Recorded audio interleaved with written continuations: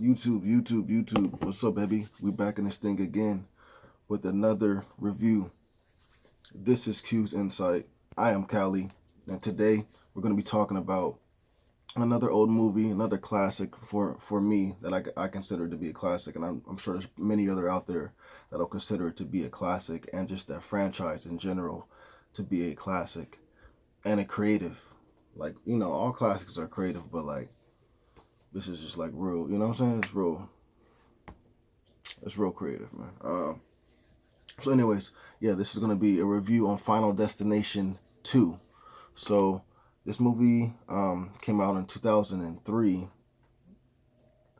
And I can't remember if the first time, for the first time seeing it, like, was that at the movie theaters or was that at the house? I can't remember. But either way, I did, watch this when I was younger, and I watched it quite a bit.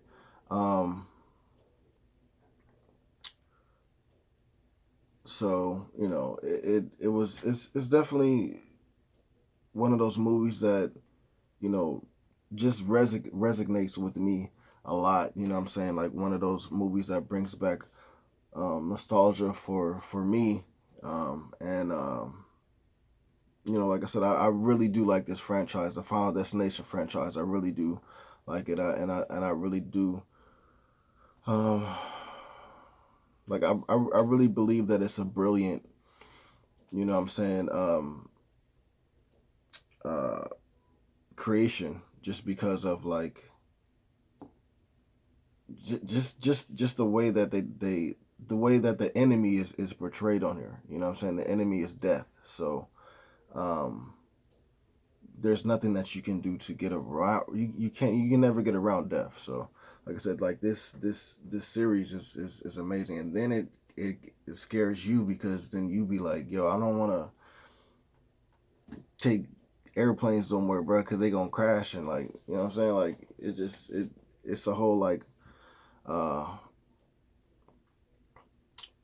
situation where you get scared from these situations that you see on this movie. But anyways, yeah. So Final Destination 2, I did the review for Final Destination 1 like last week. I'm doing a review for Final Destination 2 now, and I'm gonna continue to do them all the way down to 5, and then like I said, I don't know when 6 comes out, but I think it does come out this year if I'm not mistaken. So, but anyways, if you've been to this channel, you already know how we started off with um, the premise, um, 3 of my favorite scenes, the grade, and then we're on to the next one, right? So for this one, just like all of the Final Destination movies, um, the premise is always the same. It's that a certain amount of one individual gets the ability to see his or hers death before it happens, and from that premonition,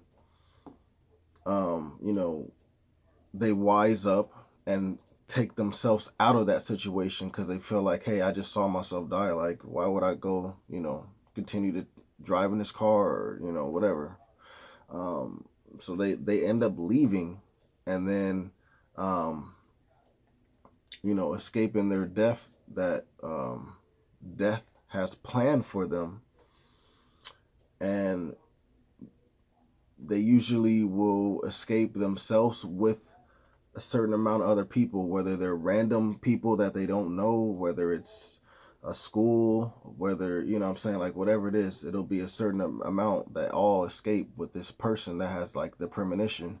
And then once they escape, what they saw in the premonition does occur, and all those people were supposed to be dead. So death comes back after after those individuals, singly, in a certain pattern every movie. So that's always the premise.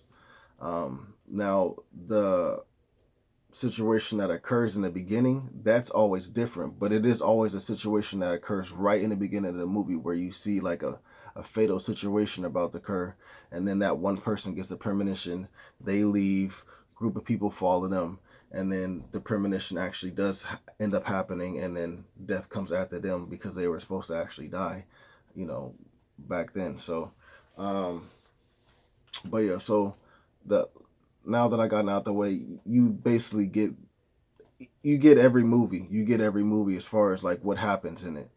Now, the way that there's certain different characters that and then there's certain different sets of things that get introduced into the storyline that changes it up, like certain rules or patterns or whatever you want to say, and so that's what and then there's different deaths, um, you know, of course, just different people, different times, whatever you want to say. But it it uh it works out. It's still effective, even though it's kind of like the same movie, same setup every time. It always feels different, But anyway, so for this one, it's with a girl. Starts off with a girl, and they are about to. She meets up with her best friend. The girl's name is Kimberly. So Kimberly meets up with her like four friends, and they're about to like go on a road trip or whatever. So they go on the highway. They leave.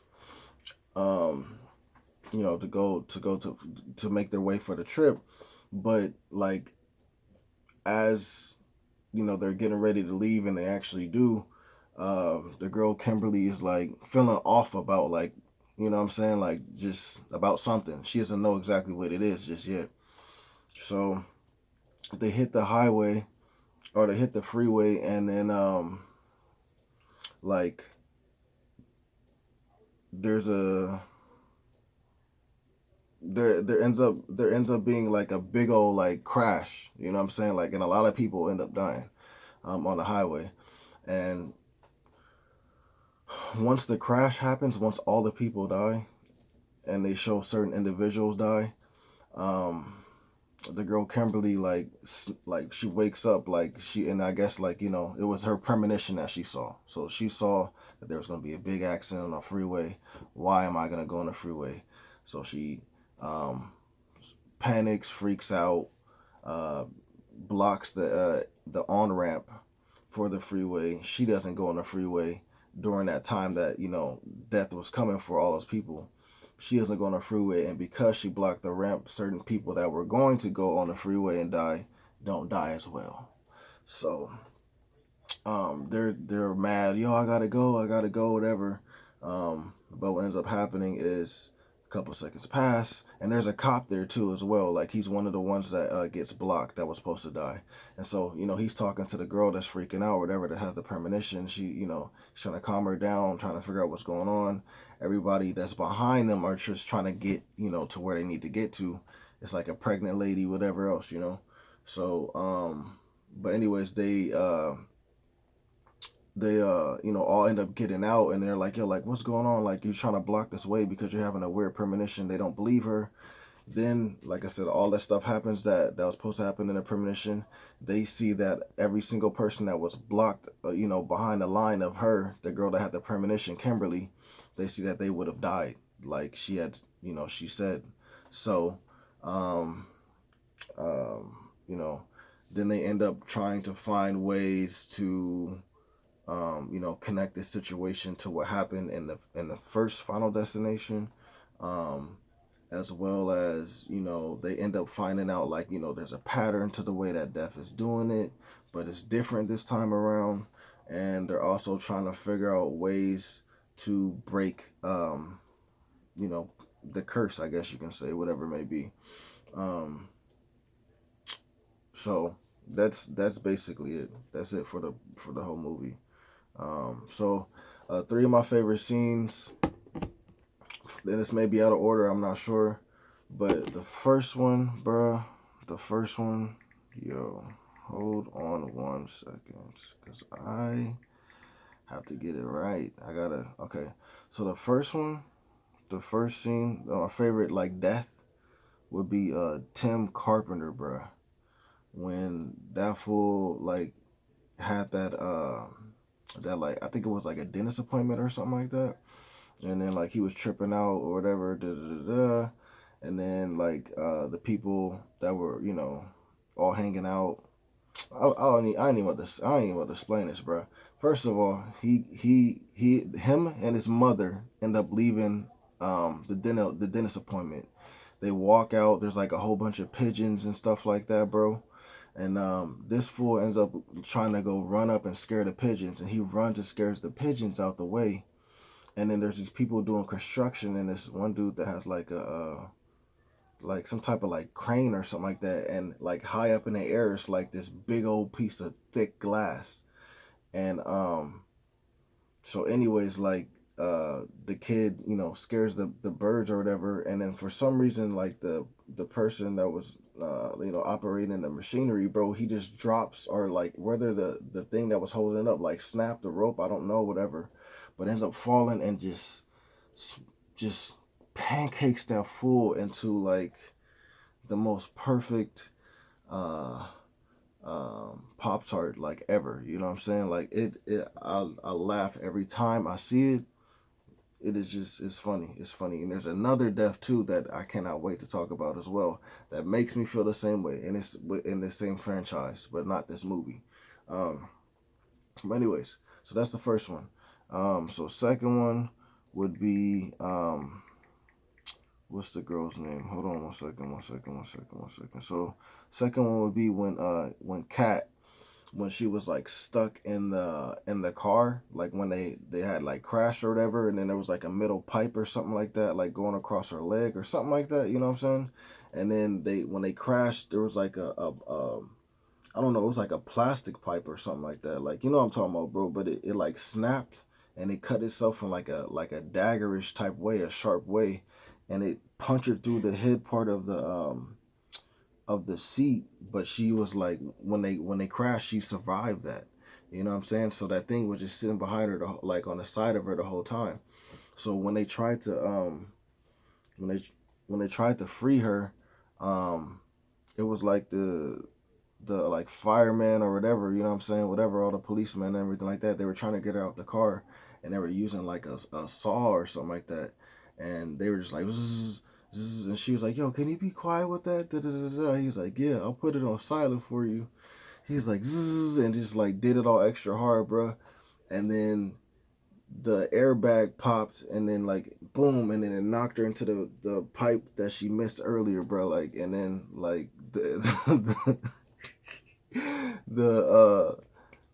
the airbag like deflates, and then you could just see her like stuck with like the pipe, and like, I was like, bro, like that. It was funny. It was, I don't know, man. So the third one would be just at the end, when things are kind of going good, and you're thinking that, oh yeah, like they did it, like da-da-da. No, they didn't. Um, it's this guy named Brian, and I guess like he was saved earlier in the movie by somebody that was supposed to die, and like that didn't come to light until everything was over at the end of this movie. Like the family ends up in the family that the son got saved by one of those dudes that was supposed to die.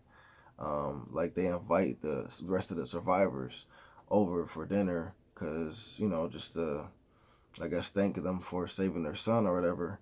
And that's when it comes to light that one of the people that were supposed to die was one of the ones that saved the son, Brian. And then like the people that survived, which was Kimberly and Thomas, they were like, oh, like, bro, like we were screwed or whatever. We thought we fixed it or whatever. They were just like looking at each other in the eyes. And then all of a sudden, like the dude, Brian, was like, I don't know, I guess he was like barbecuing or whatever or something like that. And then like the pit just blew up, and like that food just that food just blew up too, bro. And like his mom started screaming, bro. And then like the arm ends up like landing right on the mom's plate, and like she opens up her eyes and she's like, ah, like, you know what I'm saying, like. But it was, those are three of my favorite scenes, man. For this movie, man, it's kind of hard to top the first movie that you do, especially when it's so well accepted. It's a hard task to top that. So I really do like this movie, and I really do like the first one. So like out of all of the Final Destinations, you know, I just gotta say that number one and two are my favorites. I don't know if it's number two and then one, or if it's one and then two. I don't know, but number one and two are definitely my favorites out of this franchise.